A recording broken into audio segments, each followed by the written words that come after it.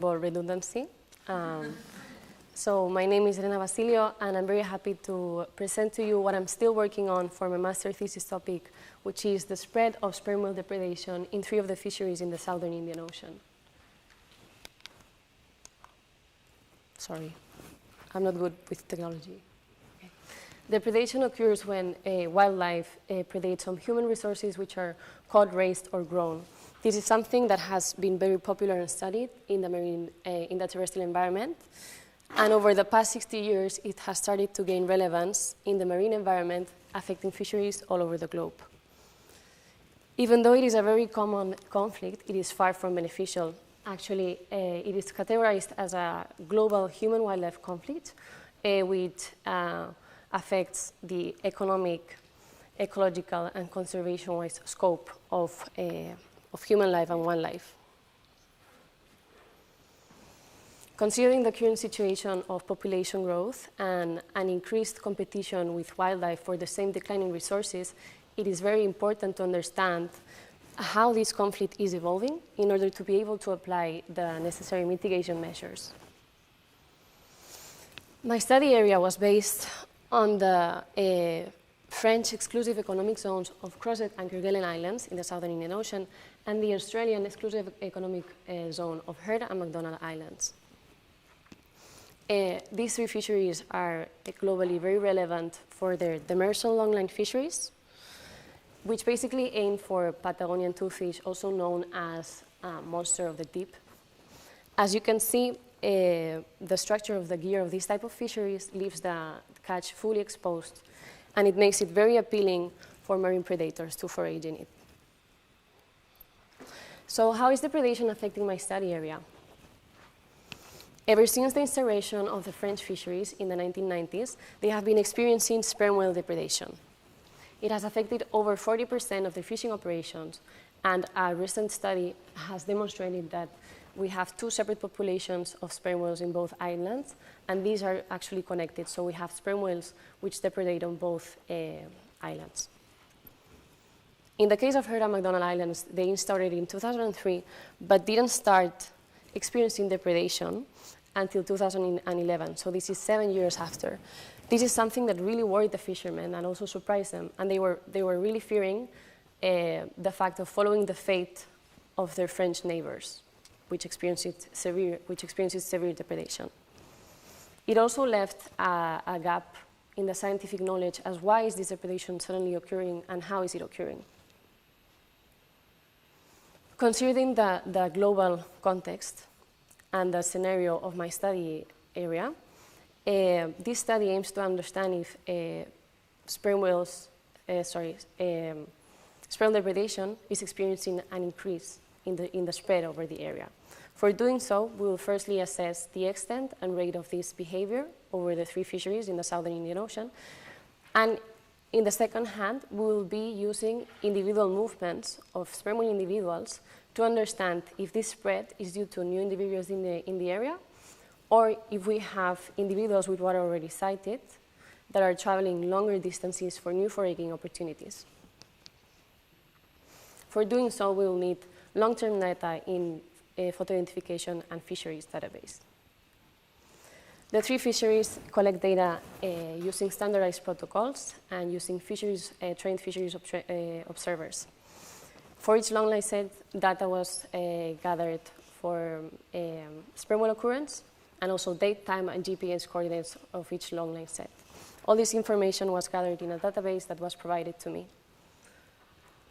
With this fisheries information, I was capable of analyzing the spatial spread of depredation. We firstly gridded our study area into 0.5 spatial cells, and we calculated the percentage of sperm whale depredation in the total fishing area. Later on, we applied some important restrictions in the months, and also we only considered those fishing cells that presented constant fishing effort during the whole study period. And we displayed the presence of depredation in spatial maps. We quantified these results with further analysis. Quantifying depredation is tricky as there are many factors that are influencing this behavior. We based our analysis in a published paper from 2014, which studies sperm depredation in demersal longline fisheries in the Gulf of Alaska using social transmission models. For doing so, we plotted the annual cumulative number of cells with depredation and fitted this to linear and nonlinear models using Ike's criterion in order to understand if the spread of this behavior was following an accelerative, decelerative, or a constant rate. We complemented this study with a wave of advanced model. This model basically quantifies the relationship between the first observation of a behavior and its spatial spread during time. Referring to the photo identification data, pictures were first sorted and then assigned with a quality index. Later on, individuals were identified using the characteristics of their flukes, and corresponding level of markedness was assigned to them too. With this information, we're capable of plotting a connectivity map, which gave us a visual assessment, and we later on quantified these results by calculating the maximum distance traveled by these individuals during the whole study period. Now I will be presenting to you my preliminary results as I am still working on my thesis. When we plot the percentage of sperm depredation over the total fishing area, we observe no apparent spread in sperm depredation. However, this didn't really match with the fishermen's statements, and it can be explained that sperm depredation is affected by a wide variety of factors. One of them is influenced by the type of fisheries and their operations. That is why it was very important in this study to apply a restriction considering only cells with constant fishing effort during the whole study period. Once we do this, we can come with our visual assessment. The red dots represent those cells with sperm depredation, and the gray dots represent those cells with constant fishing effort during the years. We can visually observe there is an apparent spread over the years, over the areas, and we can also see how Crozet and Kerguelen already had a strong depredation from the start, and this behavior spread it fastly over the total number of their fishing cells with constant fishing effort. Lastly, we can also see how the Australian fisheries started experiencing depredation later on the study period. When we quantify these results using the cumulative number of cells with sperm whale depredation over the years, we see that the asymptotic curve is the one that fits the model the best. We fitted this model with using the Ike criterion. How can we explain these results? Well, there is an apparent accelerative rate of the behavior until 2013, where we start reaching a threshold around a number of 68 cells. Complementing this with our wave of advanced model, there seems to be a linear relationship between the spatial transmission of the behavior and time. This would assume that social transmission is one of the factors influencing the spread of behavior. When we move on to the photo identification data, around 35,000 pictures were processed and 350 individuals were identified. Here you can see a graph which shows within the lines the cumulative number of individuals identified over the years, and interestingly enough, it seems that we're also reaching a threshold, just as we were doing with the graph of the cumulative number of cells with depredation. The bars represent the number of representations, which comes as a proxy of the effort. When we use this data, the photo identification data from the individuals, we are capable of coming with this connectivity map. This was one of the most interesting results from the study. As we can see, we have new individuals, which are the red dots we can see in Jaime. I would like to clarify, the dots represent the first and last observation of the individuals, and the lines are connecting these movements. So that's how we can assess we have new individuals in Heard and MacDonald Islands. You will see it's written as Jaime, it's just an abbreviation. And most importantly, we have sperm whales from Kerguelen that travel all the way to Heard and MacDonald Islands, possibly for new foraging opportunities. So a combination of new individuals and already known individuals could be the reason why we have depredation in Heard and MacDonald Islands. When we quantify these results, we plotted the number of individuals over a range of, over the maximum distance that they had traveled. So here in the graph we can see we used a range of more or less 100 kilometers. We can observe how most of our population, of our individuals, stay within the 200-kilometer range, which is actually corroborated by a study from last year, which assessed the population abundance of sperm whales in the area and stated a high site fidelity. That makes sense with our results. But we can also, and most importantly, see how we have a few number of individuals which are traveling longer and longer distances.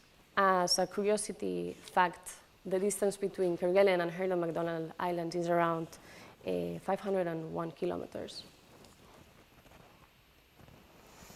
Now I will be talking about my preliminary conclusions. Until now, it seems that our first aim is answered and there is an apparent depredation spread over time of this behavior. We also saw there was an increase that actually reached a threshold after the years. We can explain how this behavior is spreading with the explanation that we have both new individuals in the area and we also have a few individuals that are starting to travel longer distances for new foraging opportunities. Regarding these results, we made some possible assumptions. There's a possibility that the population of whales in the Kerguelen Plateau is actually recovering from hunting back in the 1920s. And this linked to the fact that sperm whales are social learning animals. Social transmission could be one of the factors that is affecting this behavior over the area, even though it could be occurring in a slower pace. I would recommend that the next step for this study would be to assess the abundance of the population in the 3 study areas, and this would be carried out with photo identification and marker capture methods. As for future implications, it is true that we saw depredation was reaching a threshold. However, we do expect depredation in the Australian fisheries to increase.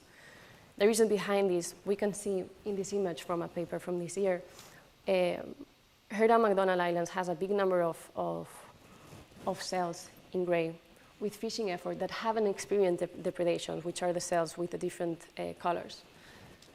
There is a possibility that sperm depredation will spread over these cells and it will end up having deep economic consequences as it had with the French fisheries. Therefore, it is always safe to apply mitigation measures. Some of the mitigation measures that have been studied is the avoidance technique, which basically stands for whenever, in this case it was studied among killer whales, for whenever a killer whale was sighted in the area, fishermen had to move away for a certain amount of time and come back later when the killer whales were no longer there.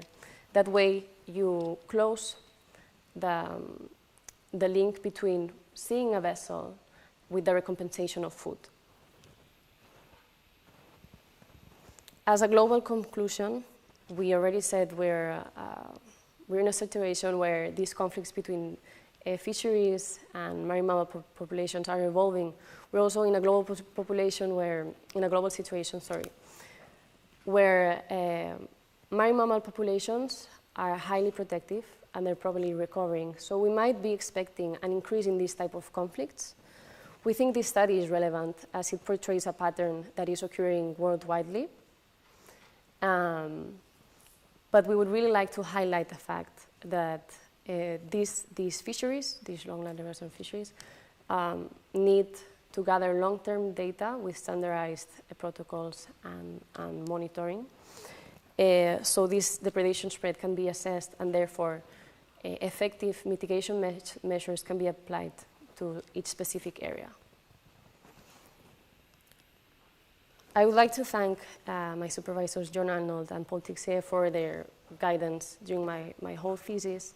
I would like to thank my family and friends. Special thanks to Morgan Amelot. She really helped me with my R codes. I would like to also thank the Embassy program for giving me this opportunity of doing this master.